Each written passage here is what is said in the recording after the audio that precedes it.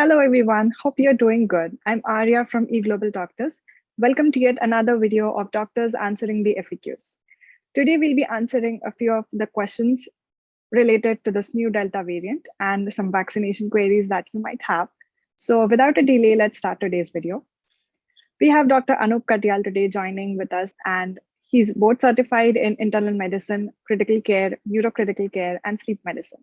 He has been practicing medicine in USA since 1996, and he's been managing the COVID patients in the ICU in the last year. So Dr. Katyal will be answering these FAQs today in this video. So let's start with it. Hi, Dr. Katyal. Welcome to our platform. Thank you so much. Thank you for the invitation. So we have got a lot of questions about this new Delta variant and how vaccinations are effective or not. So from many people. So if you would like to answer a few, I have a few questions. Sure.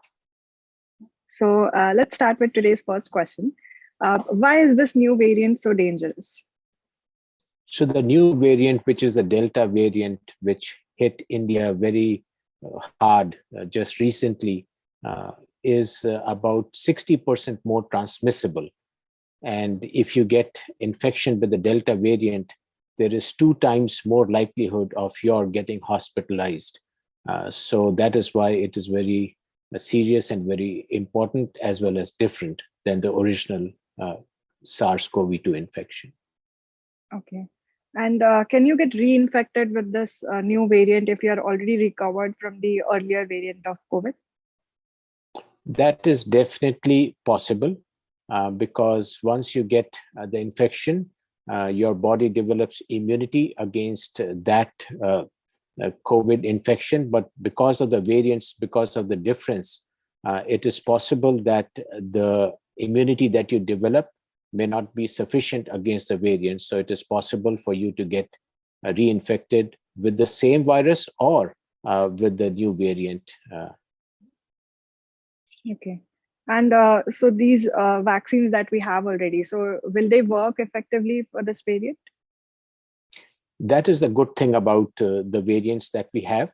As you know, currently WHO has classified these variants as alpha, beta, gamma, and delta. Alpha was the one that originated in the United Kingdom. Beta is the one that originated in South Africa. Gamma is the one from Brazil, and delta is the one from India. The Delta variant that is originating in India is now the most prevalent variant throughout the world, if you may say so, because UK now has more than 90% infections with the Delta variant, and even in United States, it has taken over. As I mentioned, the good thing is the vaccines that we have are effective against all variants and particularly against the Delta variant. So studies have looked at vaccination against the Delta variant and found the Covishield to be about 60% effective and the Pfizer vaccine to be about 88% effective. There is recent data about Covaxin that is deemed to be above 70% effective against the Delta variant. Okay, okay. And then what age group is at more risk with this Delta variant? So the people who are not vaccinated would be at the highest risk. So as we know that, vaccination is going on all over the world, but we are nowhere close to what is necessary for what we call as herd immunity. So if you look at children below age 18, they could carry this Delta variant and may not develop the symptoms, but carry it to the household and then transfer it to the other family members.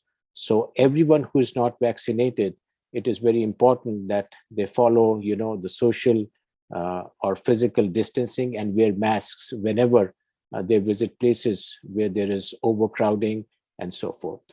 Right, right. Absolutely. And then the people who are suffering from some specific medical conditions like diabetes or asthma, so they are at a greater risk from this variant? Definitely. We have seen that people who have diabetes or who are obese or who have chronic health conditions like heart disease or COPD, they are affected worse with the variant as well as any viral infection for that matter. Okay. And I just took my first dose of vaccine. So Am I at a greater risk to be affected with this variant before I take my second dose? Definitely. So we have data regarding both Covishield as well as the Pfizer mRNA vaccine. And surprisingly, what the data that was published in Lancet suggests that after the first dose, it does not provide as much protection. So 2 weeks after the second dose, the Covishield provides about 60% protection, whereas the Pfizer vaccine provides about 88% protection. But this is against infection, but it is in excess of 90%. It protects you from getting serious infection, which would lead to hospitalization. Okay. And so will the same COVID-19 RT-PCR testing be reliable for this new variant? Yes, the same RT-PCR testing that was used for the original SARS-CoV-2 would also pick up the variants.